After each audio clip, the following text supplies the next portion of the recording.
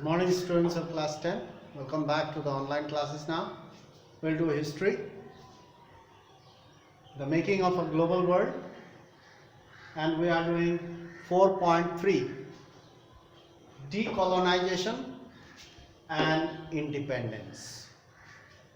In our previous class, we have talked about Bretton Woods institutions. These institutions were actually formed to help economically towards to help the industrial world of the Western industrial world to build their economy, to make the economy strong. They wanted to help. That's why they built International Monetary Fund and World Bank. As Japan and Europe, they started building their economy, or even their economy grew stronger, so they no more dependent on IMF or World Bank. So therefore, these two Bretton Woods institutions, they turned their attention towards the more developing countries. Previously, they never thought about that. They provided loan to the developed countries or industrial countries. But now, once the industrial countries, they made their economy strong, so now these Bretton Woods institution, these two, International Monetary Fund and World Bank, turned their attention towards the developing countries who were recently became independent. We'll talk about that further now. Decolonization and independence. From there we'll continue. The newly independent countries, the countries that were newly became independent, the newly independent countries were once a part of the Western Empire, such as India, Sri Lanka, South Africa, many other countries. They were formerly part of the Western Empire, industrial empire. But once they became independent, they had nothing left, no resources, nothing. The people were very poor, they required money. These countries facing urgent pressure to lift their population out of poverty. The people were very poor because all the resources were exploited by the colonizers. So naturally nothing left.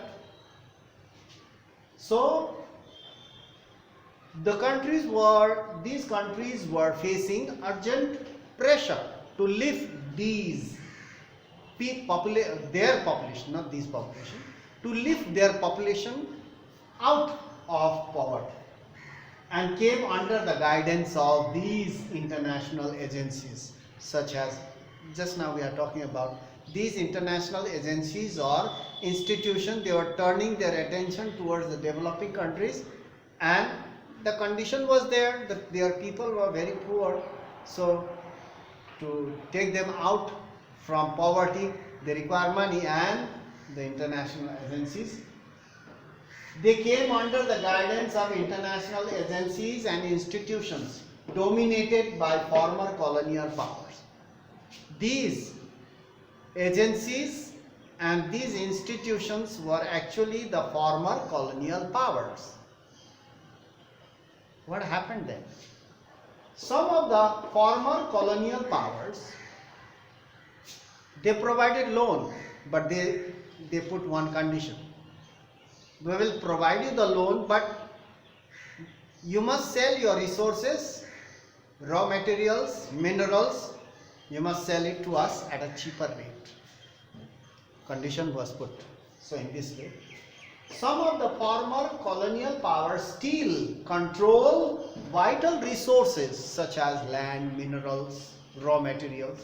Vital resources such as minerals and land in many of their former colonies very cheaply.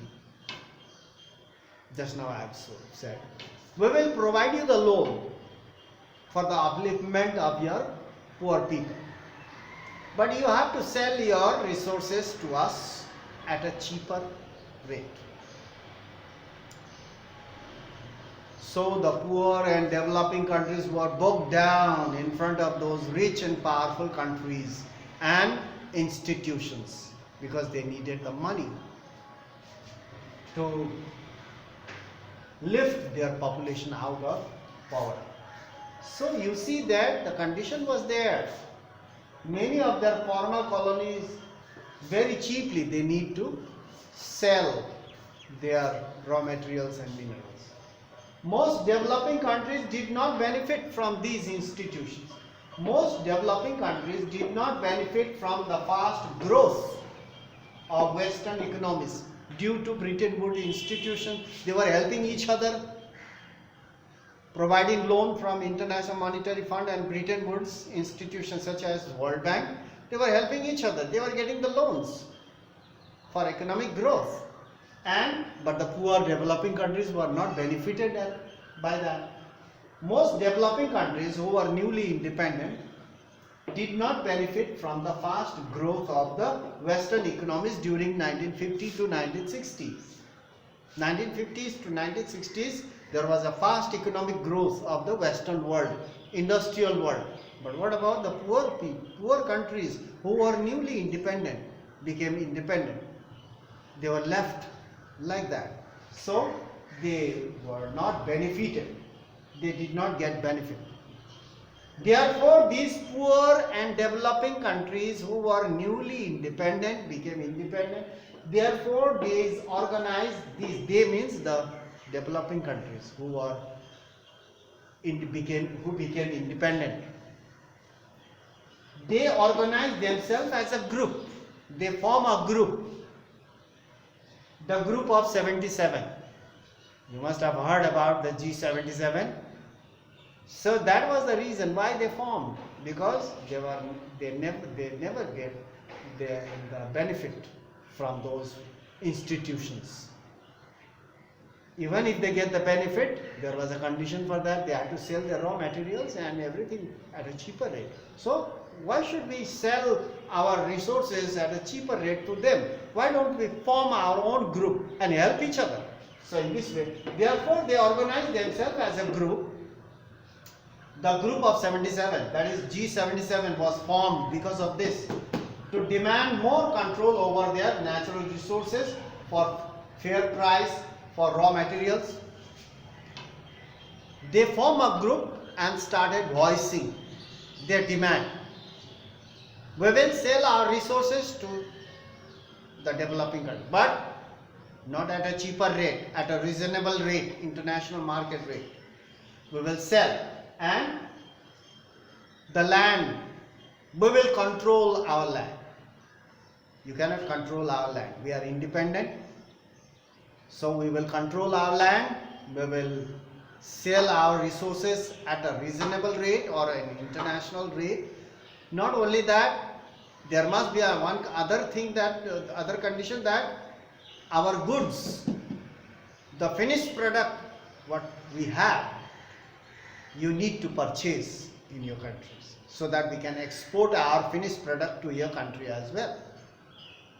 So for these reasons, G77 was formed. Previously, their finished product they could not sell to the countries, rich countries. Their resources were taken away at a cheaper rate. Some of the lands were controlled by these former colonizers, who were the leader of those international institutions. So these reasons are sufficient to create G77. So now you might be asked, what was the reason for the creation of G77? These are the reasons. Demand more control over their natural resources, fair prices for raw materials, as well as they should able to export their finished product to these developed countries. These were the reasons. Because they never get benefit. They did not benefit from the fast growth of Western economies, and as well as the Bretton Woods institution. They never got benefit. So these are the reasons. So you study at home properly. decolonization, and you look at this and you will come to know. It's a very long, but we have done part by part. So go through that and you will understand. Read at the book. Reading is necessary. Here I will explain, but you need to do the reading at home as well, so that it will become perfect. You will not forget it. Many of us, we do not do the reading. Many of the students do not do the reading. Whatever is being taught in the class, that's all. They never study at home. That's why, how can you remember things? That must be revised at home. That must be read. You must open a book and be wise enough to use your time properly. So that's what I want to say. That's all. We'll meet in the next class. Thank you for watching the video.